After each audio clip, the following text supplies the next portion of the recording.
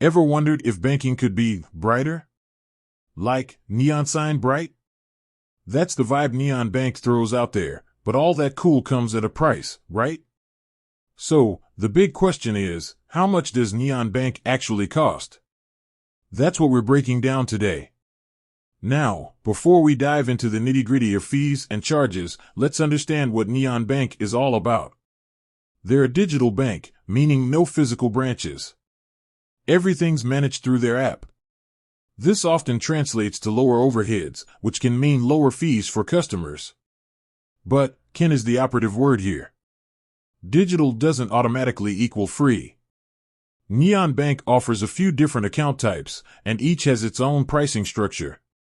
We're going to look at the most common ones and highlight the key costs you need to be aware of.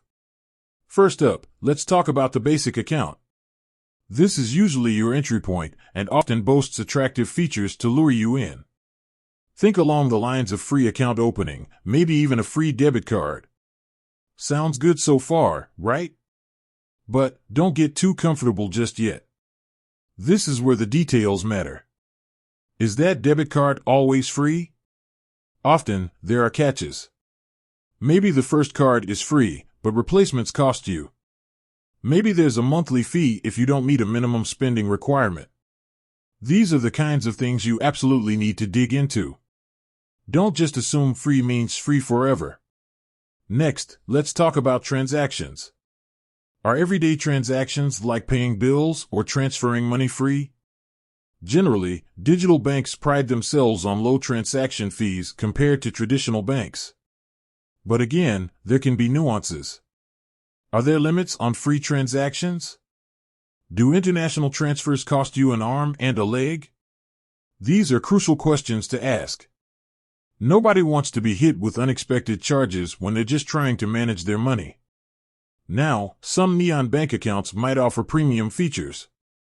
Think higher interest rates on savings, maybe exclusive discounts or perks. These usually come with a monthly fee. Is that fee worth it? That depends entirely on your financial situation and how you plan to use the account.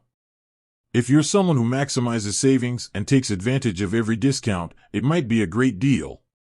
But if you're just looking for a basic account for everyday banking, those premium features might just be adding unnecessary costs. Another thing to consider is ATM withdrawals. While digital banks encourage you to use their app and card for most transactions, sometimes you just need cash. So, what's the deal with ATM fees? Can you use any ATM for free? Or are you limited to specific networks? And what happens if you use an ATM outside of their network? These are all important questions to answer. Finally, let's touch on inactivity fees. Some banks charge you if your account sits dormant for a certain period. This is something you definitely want to be aware of, especially if you're not planning on using the account regularly. The last thing you need is to come back to your account after a while and find that you've been charged just for not using it. So, how do you find all this information? Neon Bank, like all banks, should have a clear and concise fee schedule available on their website. Look for a section titled Fees, Pricing, or Terms and Conditions. Don't just skim it. Read it carefully. If anything is unclear, don't hesitate to contact their customer support. It's better to be safe than sorry.